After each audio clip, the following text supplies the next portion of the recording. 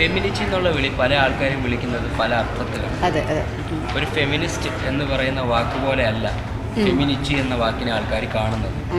അപ്പോൾ ആ കാഴ്ചപ്പാടിനെ ഒരു ആക്ട്രസ് എന്നുള്ള നിലയിൽ എങ്ങനെയാണ് അഡ്രസ്സ് ചെയ്യുന്നത്?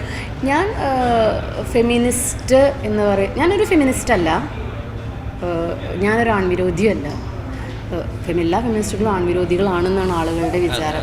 അങ്ങനെയല്ല. ബട്ട് എനിക്ക് ഭയങ്കര പ്രൗഡാണ്. എന്നെ ഇനി ഫെമിനിറ്റി എന്ന് വിളിച്ചാലും ഫെമിനിസ്റ്റ് എന്ന് വിളിച്ചാലും I M so proud about that. പിന്നെ ഈ സിനിമയിൽ ഫെമിനിസം എന്ന് പറഞ്ഞാൽ ആണുങ്ങൾക്കും പെണ്ണുങ്ങൾക്കും ഒരുപോലെ ഉള്ള സംഭവമാണ്. ഇതിലൊരു ഭാര്യയാണ് കഷ്ടപ്പെടുന്നത്, ഇതുപോലെ കഷ്ടപ്പെടുന്ന ഭർത്താക്കന്മാർ ഇഷ്ടം പോലെയുണ്ട്, ഇഷ്ടം പോലെയുണ്ട്. ഇങ്ങനെ അടിച്ചമർത്തപ്പെടുന്ന ഭാര്യ സമ്പാദിച്ചു കൊണ്ടുവരുമ്പോൾ പുറത്തൊക്കെയുള്ള ഭാര്യമാർ സമ്പാദിച്ചു കൊണ്ടുവന്ന് അവർ ഡയലോഗൊക്കെ അടിക്കുമ്പോൾ വിഷമിക്കുന്ന ഒരുപാട് ഭർത്താക്കന്മാരുണ്ട്.